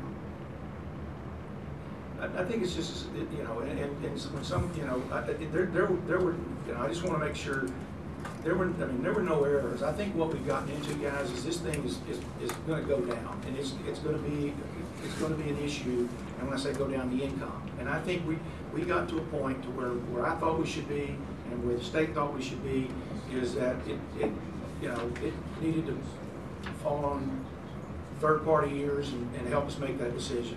But there was no mistake. That thing was not overvalued at $853 million. I can assure you that. So I think what's happened is that the gap is widening and widening, and the difference is widening, and we get to a point now to where, you know, it's going to be a big deal. It's going to continue to be a big deal. So it needs to be heard in an open forum, and decisions need to be made, and it, you know, needs to be dealt with. And I think that we're being fair from the standpoint that we're not asking to take into consideration things that you may deem subjective in nature, and that I don't. I think that what we've tried to come forward with to you today is with the knowns, and that was the contract. I mean, you think about it, 2 years from now, all those contracts go away, okay? And we're gonna know in 2 years what that income stream is gonna look like. And if we've got the same argument that, well, but we're still gonna use last year's, and last year's was here because it was 70% full, and now we're at 20% full. I mean, I got a bigger problem then, you know? I mean, we got a really big problem, because that's really, and that's no different. It's no different than what happened in 16. Those contracts were renegotiated. It's a known. If you're buying the property, you're gonna consider those things in your income approach, just like you're gonna consider it when those contracts go away. All right, anything else? All right, I'll make a motion that we take this matter under advisement. Second. Commissioner Archer? Yes. Commissioner Wagstaff? Yes. Commissioner Wood? Yes. Commissioner West? Yes. Chairman Shaw? Yes. Thank you. I just knew you were gonna say 740 million there. You might be leaving the phone. Hey, I appreciate y'all listening to us. I know that this is complex and, you know, if I've gone on and on, I apologize. But Not at all. It's very important, and we appreciate your time, and we do feel like we got listened to, and that's always important. Appreciate your time. Thank you for coming. Yes, that's what we're here for. The tax commission hereby accepts all pre-filed documents and oral testimony into the record as taxpayer exhibit 1 in Globo, assessor exhibit 1 in Globo, and LTC staff appraiser exhibit 1 in Globo for each appeal hearing conducted today. There being no other matters to come before the commission at this time, I will accept a motion to adjourn. So moved. Commissioner Archer? Yes. Commissioner Wagstaff? Yes. Commissioner Wood? Yes. Commissioner West? Yes. And Chairman Shaw? Yes.